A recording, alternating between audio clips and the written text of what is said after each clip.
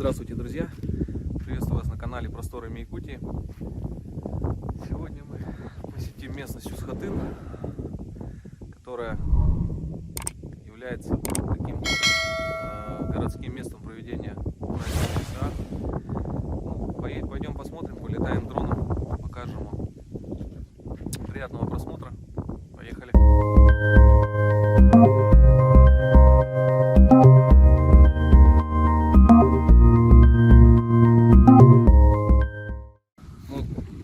Вход на Усхатын, получается, в правом и в левом и стороне ворот стоят очаги, в них жгут костры и как бы священный огонь, и кладут туда лепешки, оладьи. Ну, когда входишь, нужно вокруг костра пройти, круг, и заходить дальше. А в середину идут те, кто считается безгрешными, то есть можно проходить детям, либо выходят через центральные ворота. Правые ворота это мужские, левые женские. Пойдем, попробуем. Пойдем, ты куда пойдешь? Такие ворота.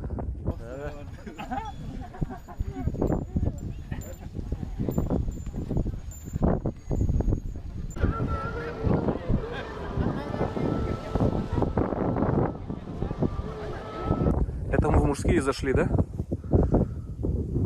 Слева женские, в центре ты говоришь? А, это безгрешные чистые души, да? Заходят. Угу. Жгется костер с лепешками и конским волосом. Я здесь первый раз, конечно. Но тут, судя по всему, у каждого предприятия есть, да, свой. Да. Своя такая небольшая территория. Сегодня я хотел бы рассказать вам про поистине грандиозный, масштабный, самый любимый народом Саха, да и всеми жителями Алмазной Якутии, национальный праздник Исаах. Заранее прошу прощения за возможные неточности, так как я не являюсь носителем культуры. Итак, Исаах.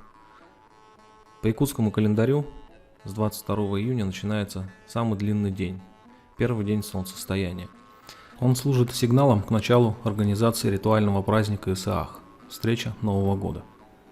Исаах – это традиционный праздник народов Саха, олицетворяющий встречу лета, пробуждение природы, благословляющий объединение сил и возможностей народа для созидания, благополучия и обилия. Во время Исааха наиболее полно раскрывается внутренний мир народа, который посредством древних священных ритуалов и обрядов отображает образ жизни, нравственные принципы, обычаи и мировоззрение народа, выражающие торжество гармонии между человеком и миром, между результатами человеческого труда и природой, объединенных единым ритмом. Вот обычно здесь, когда происходят праздники, вот эти ворота открыты, там шаман и проходит обряд алгыс, благословения. То есть сразу с ворот люди заходят сюда, кто желает получить от шамана обряд, там очередь, и все, там шаман проводит обряд, выходишь и идешь дальше, кому куда нравится. Кто-то идет на свои туталгэ, коллективом празднует, кто-то идет сразу на центр события. Сейчас тоже зайдем. Ага. Вот табличку почитаем, подойдем.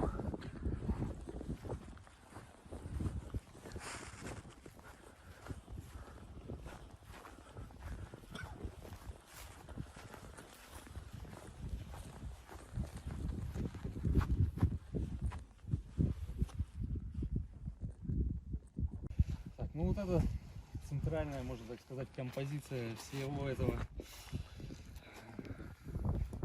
Центральная композиция всей этой местности — это дерево жизни Аллук-Мас. Вот некоторые говорят, что именно с якутских мифов, с якутских Аланхо взята тема этого аватара. Там тоже дерево жизни, но в Якутии оно появилось раньше. Там дверь какая-то, да? Там что внутри? Не знаю, Исаак в Якутии длится несколько дней. В ходе этих дней проводятся десятки обрядов. В основном они связаны с кормлением и поением огня, солнца и неба. Традиция празднования Исаак неразрывна с эпосом народа Саха-Аланхо. Настолько, что полное название праздника состоит из двух слов – Исаак, Аланхо. Взаимосвязь можно выразить примерно так. Аланхо охватывает огромнейший пласт пространства и времени. Именно в этом эпосе говорится о том, что Бог Юрюнг Аи Тайон сотворил все то, что мы можем или не можем воспринимать. Богов и человека, животное царство и мир духов. При этом человеку дарован средний мир. Люди являются родственниками божеств Таи. Поводья и уздечки, которые держат за спинами люди, это символы тех поводьев и уздечек, которые держат в руках небожители. Они управляют людьми, но не в качестве рабов. Скорее, божества видят ограниченность людей и приходят на помощь в трудных ситуациях. В виде эпоса Улунхо представляет собой собрание поэм. В них рассказывается о судьбе племени Аи-Аймага, которое было послано из верхнего мира в средний мир. Это и есть тот мир, который способны воспринимать люди. История рассказывает о том, как происходило заселение, с какими препятствиями пришлось встретиться героям, как они противостояли трудностям. При этом герои часто вступают в схватки с представителями племени Абасы Нижнего мира. По традиции Улунхо исполняется без музыкального сопровождения. Сказители, аланхасуты, используют особую тональность. Они или проговаривают стихотворные строфы особым речитативом, или поют строфы. Все это делается с соблюдением особой тональности.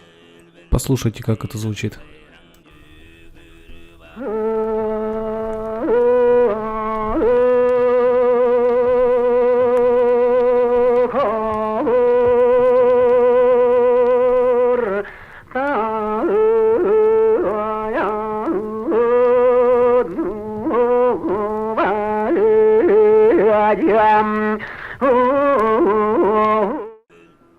Для проведения Исааха подходящее место выбиралось Аи-шаманом, племенным вождем и стариками-мудрецами.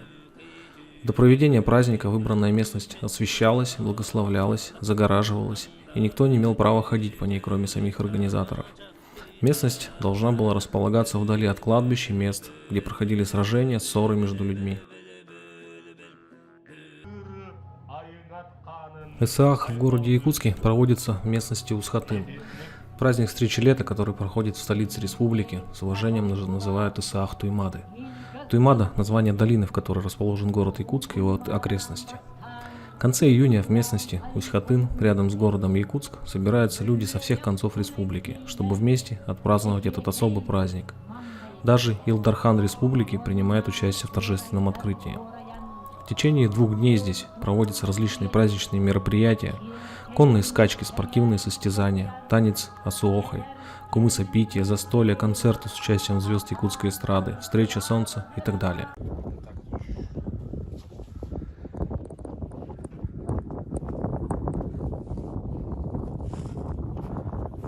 Такие деревянные вставки тут.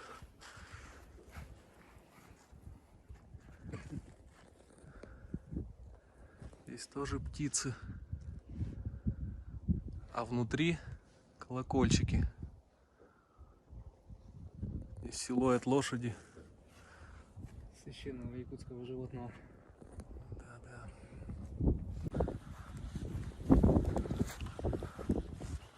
Мы идем к основному месту, где открывают сам Эсех. Вот за этим забором. Сейчас подойдем поближе, посмотрим. Так, это бронза, наверное, да? Главный СРГ. Такой он. Но это не металл, да? Не сталь. Это бронза или медь. Что за металл? Кто знает. Похоже очень на медь, да? Похоже на медь. Сценарий Исааха предусматривает, что на Землю прибудут солнечные божества Аи. Поэтому для них устанавливается Аи-Сэргэ, божественная иконовесь. В якутском эпосе Аланхо говорится, что боги приедут на своих огненных лошадях. Серге – это коновесь, ритуальные столбы. Серге означает, что в местности, где оно установлено, есть хозяин. Ставится в виде обработанного столба у балагана, у ворот дома. Считается, что пока стоит серге, семья жива. Нельзя разрушать серге, оно должно само прийти в негодность. Серге связано с культом коня и также является символом дерева жизни, мирового дерева, объединяющего три мира. На столбе вырезаются три горизонтальные канавки. Верхняя предназначается для привязывания коней небожителей верхнего мира, средняя для коней людей и нижняя для лошадей подземного мира. В прошлом серге устанавливались во время посвящения шамана, обряд шанар. В местах захоронения шаманов устанавливались очень высокие серге для коновизи, богов и духов. Это тоже вот какое-то ритуальное место, костровище. Тоже, ну здесь уже чугун, наверное, да, даже чугунное. Это мы зашли уже. Вот это не такое, что обычно это, по-моему, это республиканская. По-моему, там дальше президентская. А здесь, видимо, закрытые вот эти обряды. Индивидуальные, да, какие-то.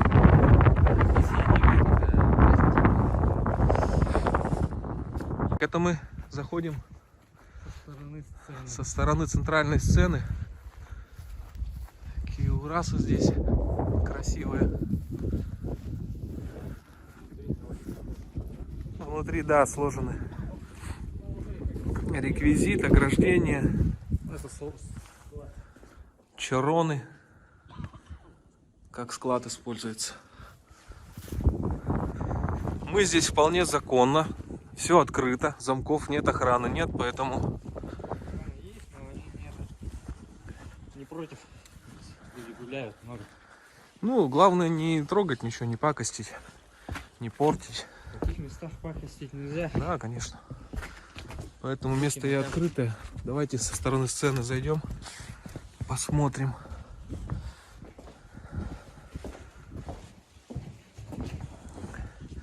Вот это центральная сцена. Здесь... С видом на центр Кумыс-Апития, где он находится сам. Ну, вот это вот, все это вот называется центр. Вот здесь все, то есть это вот это все. Здесь происходит открытие, закрытие и цеха. Грандиозные постановочные сцены. Тут прям очень красиво, интересно. Церемония распития ритуального напитка кумыс. Кумыс – напиток из кобыльего молока. С древних времен любим якутами. Кумыс у якутов священный, богатырский напиток, и его подношением чтят небесных божеств на празднике Исаах. Само название праздника Исаах произошло от слова «брызгать», то есть кропить кумысом богов-покровителей людей и домашних животных. Алгысчит, заклинатель, разводит огонь и обращается к верхним божествам, духам огня и земли с просьбой ниспослания, благополучия, размножения приплода скота, изобилия и блага. Священным напитком кумысом угощают уважаемых гостей. Им посвящают торжественную песню «Таюк» – благопожелание Алгыс. Алгыс – благословение, начинается с достижением солнца восточного направления и нахождением его в самом зените. Алгысчита сопровождают с правой стороны 9 невинно чистых юношей, они олицетворяют 9-ярусные 12 небес, и с левой стороны 8 чистых девушек, олицетворяющие восьмигранный серединный мир. Алгысчит вначале кратко обращается к народу, затем поворачивается к востоку и начинает свой алгыс к высшим небесным силам Аар-Аи. У него в левой руке большой чарон с кумысом, а в правой большая ритуальная ложка Хамыях, специальной выделки. Алгысчит обращается к высшему богу Урунг-Аар Тайон и светлым Аар-Аи с красочными эпитетами, перечисляя и восхваляя их достоинства. Каждое обращение сопровождается трехкратным обрызгиванием вверх кумысом. Обрядовая утварь должна быть обязательно деревянной.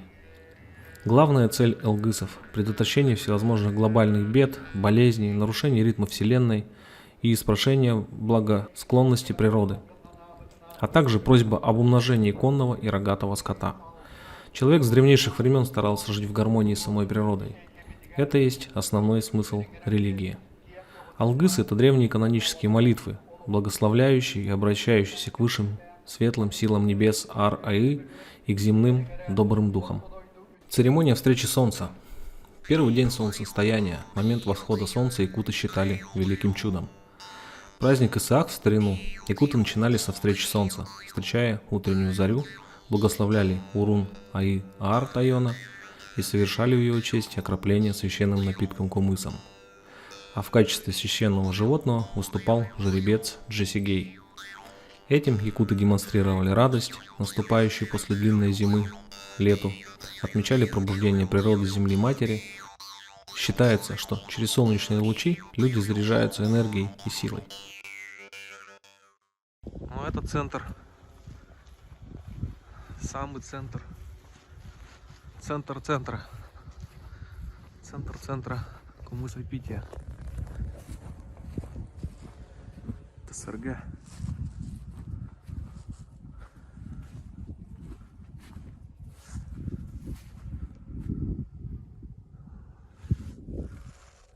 С трибуны.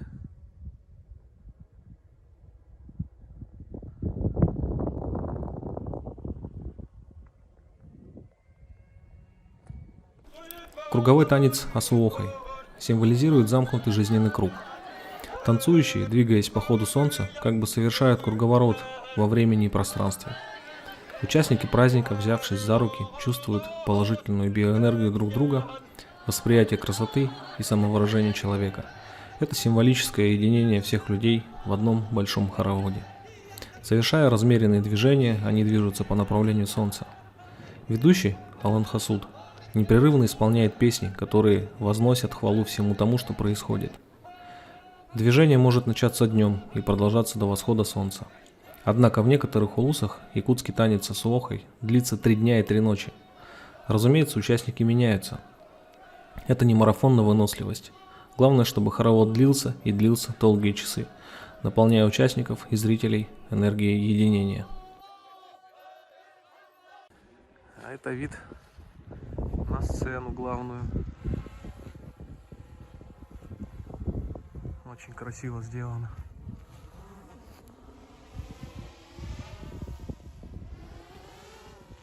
Дрон наш.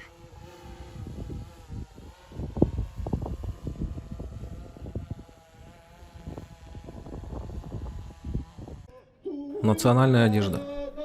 Исаак – долгожданный праздник для народа Саха. Его ждут целый год и заранее готовятся к нему, шьют праздничные наряды и делают убранство. На Исаахе люди идут в нарядном праздничном одеянии. Это не только правила этикета, а дань традициям народа. На Исаахе проводятся различные обряды и ритуалы. Костюм представляет собой историко-бытовой смысл. Для сохранения традиций ежегодно проводится конкурс в национальной одежде, где принимает участие и старый млад. Исаак и семья. Еще Платон Алексеевич Аюнский отмечал, что Исаак, как культ торжества и радости жизни, был праздником семейным. К празднику готовились заранее, каждая семья старалась заготовить необходимый запас праздничной пищи и кумыса, сшить праздничную одежду.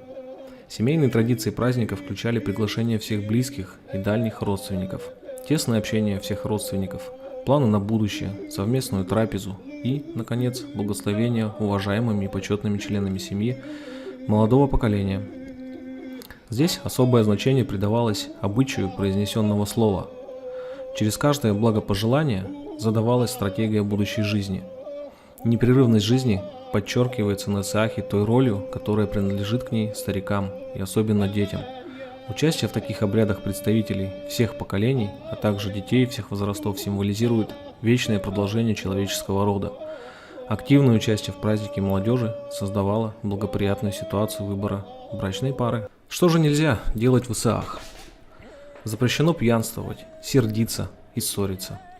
Нельзя отказываться от веселья и угощения. Каждый гость должен попробовать мясо и кумыс и пройти хотя бы один круг в общем хороводе. Еще один запрет связан с собаками. Их нельзя брать с собой на торжество. Это табу очень древнее, и никто наверняка уже не может сказать, с чем оно связано.